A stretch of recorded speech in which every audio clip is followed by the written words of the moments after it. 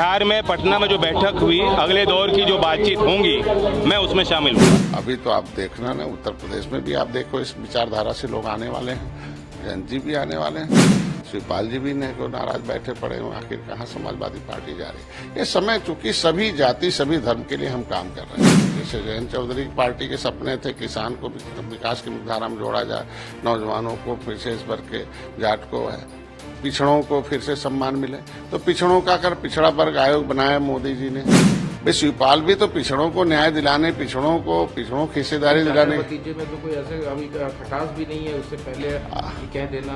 अब देख लीजिए क्या थे और कहाँ हैं, अब सब लोग जानते हैं, उसमें कुछ कहना नहीं। तो सुना आपने, यूपी कैबिनेट में मंत्री और निषाद पार्टी के अध्यक्ष संजय निषाद क्या दावा कर रहे हैं। यकीन ना हो तो एक बार आपको और सुना देते हैं कि आखिर उनका दावा क्या है। अब तो आपने सुन लिया होगा कि संजय निषाद क्या कह रहे हैं, और नहीं तो चलिए बता देते हैं।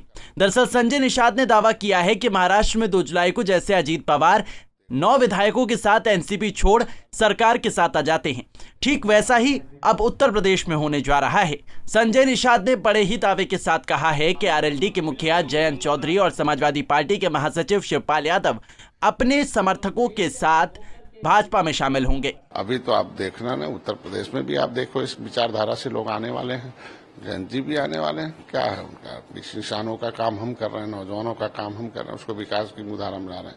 शिवपाल जी भी को नाराज बैठे पड़े हैं, आखिर कहाँ समाजवादी पार्टी जा रही है। ये समय चूंकि सभी जाति सभी धर्म के लिए हम काम कर रहे हैं, तो ऐसे में हमारी विचारधारा से जो सहमत है वो आ रहा है और आगे आते रहेंगे और हम लोग काम कर रहे हैं। आपने जिन 2 लोगों का नाम लिया, शिवपाल यादव और जयंत चौधरी, क्या इनसे कोई बात हुई है या कैसे आप आकलन कर सकते हैं कि वो भी आपके साथ शामिल हो? देखिए जो सपने लेके, जैसे जयंत चौधरी की पार्टी के सपने थे किसान को विकास की मुख्यधारा में जोड़ा जाए, नौजवानों को फिर से इस भर के जाट को है, पिछड़ों को फिर से सम्मान मिले, तो अगर पिछड़ों के हक हिस्सा दिलाने का काम भाजपा कर रही है और उनका उद्देश्य है, तो वो आएंगे कि नहीं आएंगे, क्योंकि उनके जो सपने कभी आप नाम ले रहे थे। भाई शिवपाल भी तो पिछड़ों को न्याय दिलाने, पिछड़ों की हिस्सेदारी दिलाने। नतीजे में तो कोई ऐसे अभी खटास भी नहीं है, उससे पहले कह देना। अब देख लीजिए क्या थे और कहाँ हैं, अब सब लोग जानते हैं, उसमें कुछ कहना नहीं। वहीं इस पूरे मामले पर आरएलडी मुखिया जयंत चौधरी ने बागपत में कहा कि भाजपा के साथ जाने का सवाल नहीं है, मैं विपक्ष में था, विपक्ष में ही रहूंगा। इतना ही नहीं, मैं विपक्षी दलों की होने वाली बैठक में भी शामिल होऊंगा। बिहार में पटना में जो बैठक हुई, अगले दौर की जो बातचीत होंगी, मैं उसमें शामिल हूँ।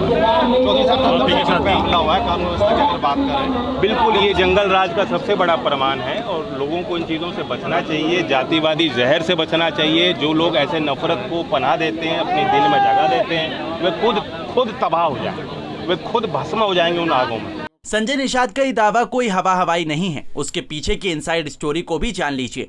दरअसल एक समय था जब यूपी विधानसभा चुनाव 2022 के समय अखिलेश यादव और जयंत चौधरी हाथों में हाथ रखकर बीजेपी को सत्ता से हटाने की कसम खाते थे, लेकिन चुनावी नतीजे आते ही सब कुछ फुस हो गया। सपा महज 111 सीटों पर तो आरएलडी 8 सीटों पर ही सिमट गई। इसके बाद बदलते समय के साथ अखिलेश और जयंत के रिश्तों में थोड़ी खटास दिखने लगी। यहां तक कि हाल ही में 2024 में होने वाले लोकसभा चुनाव को लेकर विपक्षी दलों की पटना में हुई बैठक में भी जयंत चौधरी शामिल नहीं हुए। हालांकि इसके पीछे की वजह उन्होंने निजी कारणों का हवाला दिया। राजनीति में सत्ता ऐसी चीज है जिससे दूर कोई नहीं रहना चाहता। जयंत चौधरी काफी समय से सत्ता से दूर हैं, तो शिवपाल यादव अखिलेश के शासन के बाद से सत्ता से काफी दूर हैं। इसलिए इन दोनों की छटपटाहट जायज है। यही कारण है कि लोकसभा चुनाव से पहले एक बार फिर से जयंत और शिवपाल भाजपा की तरफ ललचाई निगाहों से देख रही हैं। बात करें अगर सुभासपा की, तो उसके मुखिया ओम प्रकाश राजभर जिस तरीके से अखिलेश के साथ चुनाव लड़े थे, उसके कुछ महीने बाद ही उन्होंने अखिलेश को बुरा बताते हुए गठबंधन छोड़ भाजपा की तरफ झुकते नजर आए। और जब आज सर पर 2024 का लोकसभा चुनाव खड़ा है, तो वो भी कभी भाजपा को कभी बसपा की तरफ देख रहे हैं।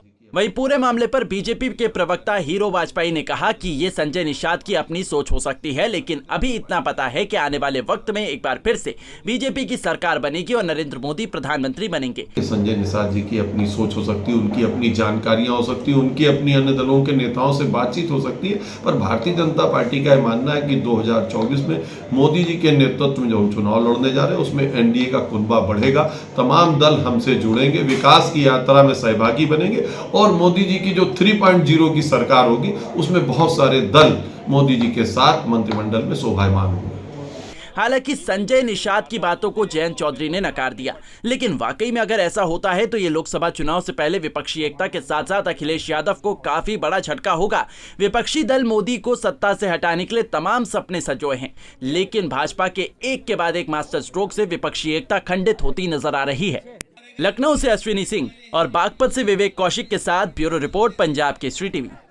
हमसे जुड़े रहने के लिए हमारे YouTube चैनल को सब्सक्राइब करें और नई वीडियो की नोटिफिकेशन के लिए बेल आइकॉन को दबाएं।